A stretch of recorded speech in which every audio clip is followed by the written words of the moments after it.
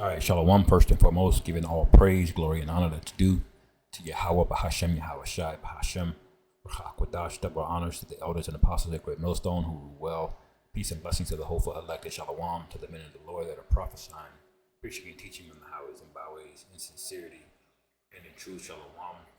Barakatham. And I want to say a few words, man, just on family. This will be a real quick lesson, but I was meditating on it in the spirit, yesterday.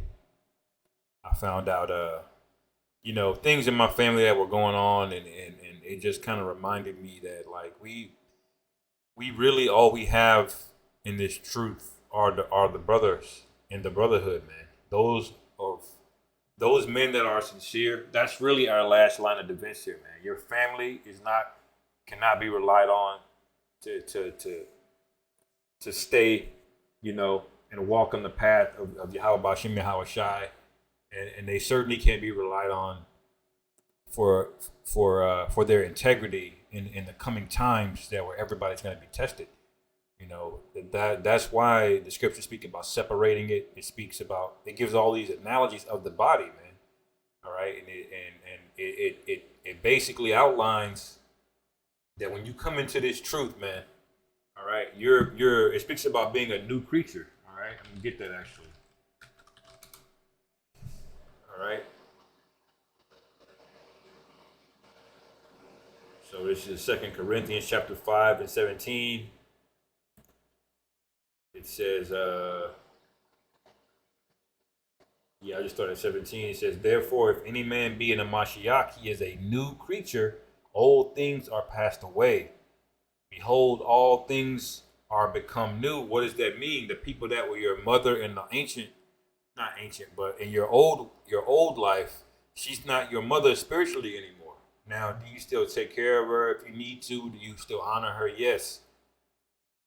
But there's a different way that you move. All right. You don't look to her as your leader and your guide anymore. We have Yahweh Shai for that now, man. Through the wisdom, we have the comforter. All right, because your knowledge, believe it or not, has transcended the wisdom that your mother or your father have if they're not in the truth, despite the amount of years they may have on you. All right, so old things are passed away, man. You gotta learn how to shed that, man. All right, and it's gonna be easier said than done, obviously, but when it comes down to it, man, is that something that you're willing to do, man? I talked to my mother yesterday. I found out she took the the juice, and she didn't want to say nothing to me because she know how I feel about it. So she just stayed quiet. And I found out that she's in the hospital for damn near a week, man. All right. She's in the hospital for 5 days and didn't even want to tell me until like basically till the days that she was getting out, man. Because they ultimately get condemned, brother. Everyone sees our light. And when all hell breaks loose and when, the shit on the news, that spell is no longer working, and it starts to sink in that they're in hell, basically, we're going to have an unbelievable glow, man. I mean, we already have it, but it's going to be visible, all right? Because that fake light that Esau is shining on everybody, it's harder to see us, but the people of sound mind can see it. All right, and when it gets really dark, when there's nothing left in this place, we're gonna be visible, clear as day, man. Including to our family members, your ex-woman, your ex-wife. Maybe it's a wife you still are technically married to, but you're not talking. Everybody that scoffed you, man, from school, wherever, we're basically all gonna get our lick back, man. We're gonna be the man walking around pretty soon, man. All right, so you gotta let things in your family go, man. All right, because everybody's good. They fall under the pressure of Esau, and that's how Esau gets down. That's why he put women in charge, because he knows that all women need is social pressure, and they're gonna cave. They're gonna fall into it, man. Everybody's taking the sauce, and next thing you know, you got Keisha. Not only is she taking it, but she's cursing out she's cursing out Jake who don't take it, man. You see? Because that's how easy it is to pressure a woman, man. But that's why men are needed, because the law was dispensed by men to men. All right.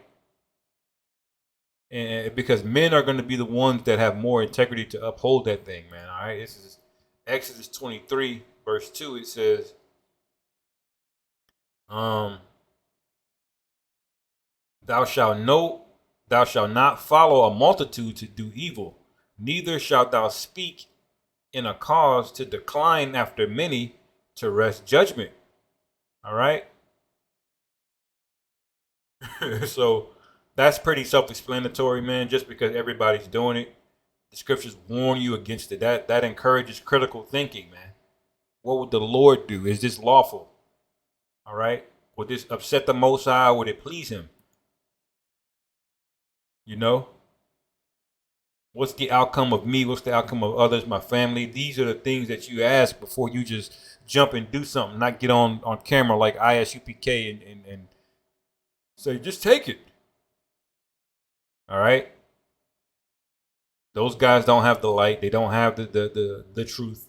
All right. Although they will tell you, they do break down the Bible fairly well. I'll give them that.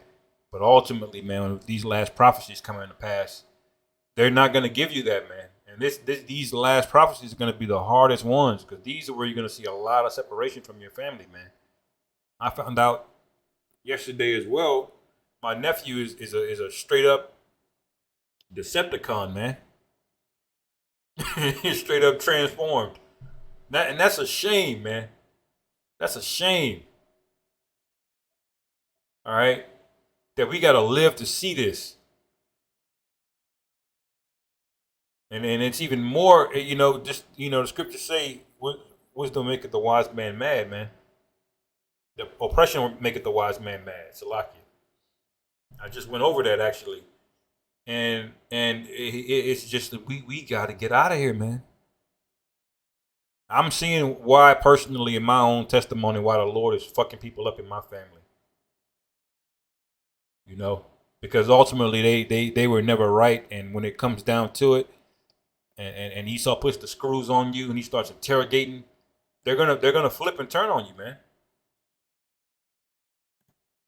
All right. But it doesn't matter if he's my nephew. All right, you live that lifestyle, man. You're an abomination to the Most High. And the same for my mother. I mean, I pray, I put up prayers and hope she gets delivered. You know, I can tell she was convicted when she took the sauce. But look, I can't save you at the end of the day. And if it comes down to you or me, all right, I'm saving myself. All right. Matthew 18:8, it says, wherefore, if thy hand or thy foot offend thee, cut them off and cast them free from thee, man. All right. And that's happening right now, even amongst Great Millstone, man. There are offenses in the camp that can't be resolved. And it's as hard as it might be to lose a hand or a foot. I mean, it's better than the whole body getting plagued. All right. And you got to be the same thing with your actual family, too, man. It says it is better for thee to enter into life halt or maimed than having 2 hands or 2 feet to be cast into everlasting fire. All right. So ultimately, man, it's about holding everybody accountable, man. That's really love, regardless of what side we end up on or the words that end up being used. You know, people getting offended by curse words and things like that. And that ain't the point. All right. The question you should be asking is was what he's saying true or not? All right. And if it is, all right, how can I square myself up with the Most High? All right. Verse 9, and I'll end it here. It says, and if thine eye offend thee, pluck it out and cast it from thee. It is better for thee to enter into life with 1 eye rather than having 2 eyes to be cast into hellfire. All right. So that's the Lord saying there's going to be things that are dear to you that you're just going to have to let go, man. All right. That's going to include family, old friends, whatever the case may be. All right. That's why our reward on the other side is so great, man. All right. That's written. Where was that written?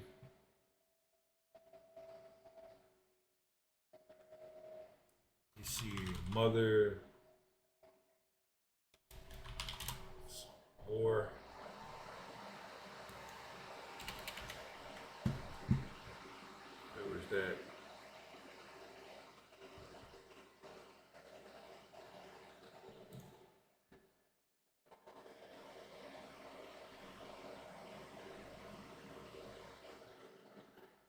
that was Matthew 19, what I was thinking of. All right.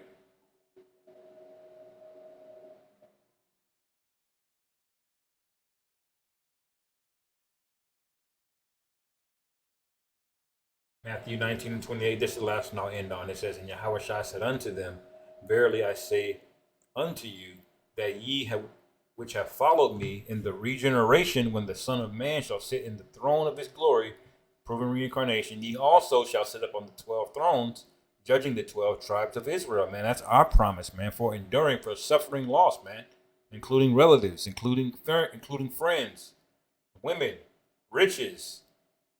All right. So don't trip if your cousin is in the rainbow community and your mother's being a demon to you, or your father just left and didn't. You got to let all of that go, man. All right. Verse 29, the main point, it says, And everyone that hath forsaken houses or brethren or sisters or father or mother or wife or children or lands for my name's sake shall receive 100-fold and shall inherit everlasting life, man. Right? So if you had 10 properties and you're like, oh, man, the Lord said you're going to multiply that times 100, man. That's 1,000 properties off the bat, just like that, man. You see? But this thing is about sacrifice, man. You got to put in to get something out. The Lord said he requires his back with usury, man.